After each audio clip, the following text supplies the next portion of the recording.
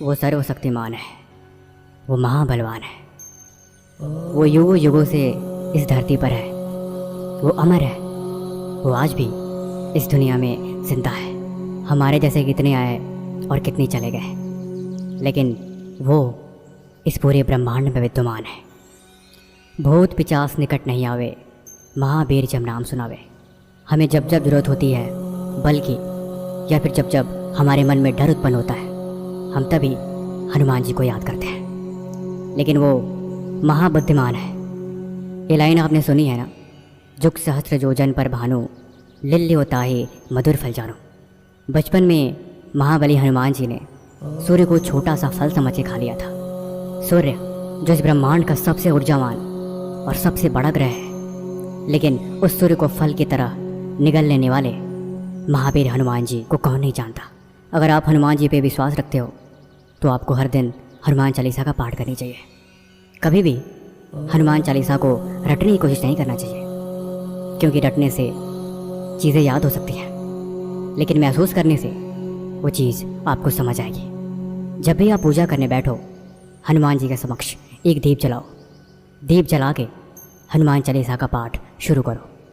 हनुमान चालीसा की शुरुआत में एक चौपाई है। श्री गुरु चरण सरोज रज, निजमन मुकुर सुधार, बरनो रूपवर विमल जस, जो दायक फुलचार। बुद्धिहीन तनु जान के, सुमिरो पवन कुमार, बल बुद्धि विद्या देहु मोह, हरहु कलेश विकार। अगर आप गौर से देखो तो इस चौपाई में इतनी पावर है कि आपके पूरे ब्रह्मांड को हिला सकती है। इसीलिए कभी भी हनुमान चालीसा को रटने के बजाय उसे महसूस करके पढ़ो। दीप जला के हनुमान जी की मूर्ति या उनके प्रतिमा के सामने बैठ जाओ। रीढ़ की हड्डी सीधी करके ऐसे समझो जैसे कि इस अखंड ब्रह्मांड में आप उनके विकराल रूप को देख रहे हो, जिसका ना तो कोई अंत है और ना ही कोई शुरुआत, जो संपन्न इस जगत में व्यापक है। उसके सामने एक तुच्छ कण बन के हम प्रार्थना कर रहे हैं। फिर शुरू करो हनुमान चालीसा की एक एक लाइन। ऐसे पढ़ो जैसे कि तुम उस चीज़ को फील कर रहे हो। जब आप हनुमान चालीसा को महसूस करके उसका पाठ करोगे तो आपके अंदर एक बहुत ही अलग लेवल की ऊर्जा आएगी, और वह ऊर्जा में इतनी शक्ति होगी कि आप हर चीज़ से लड़ने के लिए तैयार होगे। आपके पास इतनी पावर होगी कि आप इस पूरे ब्रह्मांड में हर चीज़ के लिए करने में सक्षम होंगे। आप खुद फील करोगे कि आपके अंदर एनर्जी आ रही है। आपके पास हर वो काम करने की इच्छा है जिससे कि आप कुछ भी कर सकते हो। आपके अंदर एक निडरता उत्पन्न होगी। आप निर्भय होगे जीवन जीना सीखोगे। आप अपने अंदर अपार बल की अनुभूति करोगे। हनुमान जी राम जी के भक्त हैं।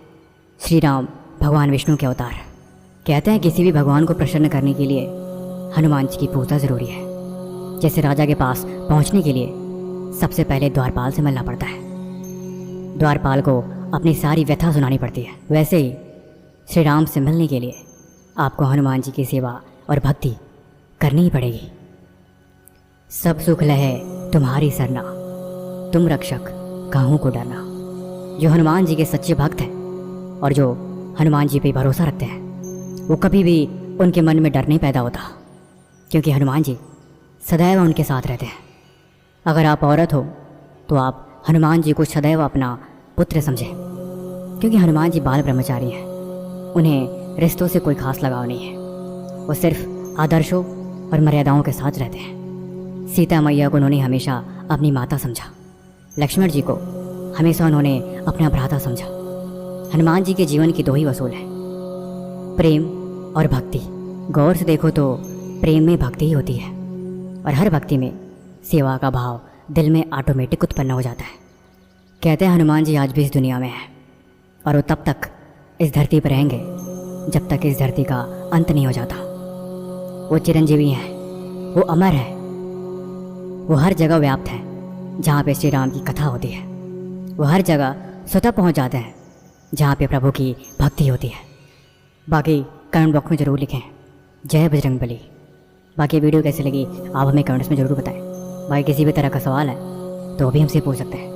तब तक मिलते हैं हम आपसे एक नई वीडियो के साथ अगले दिन। धन्यवाद।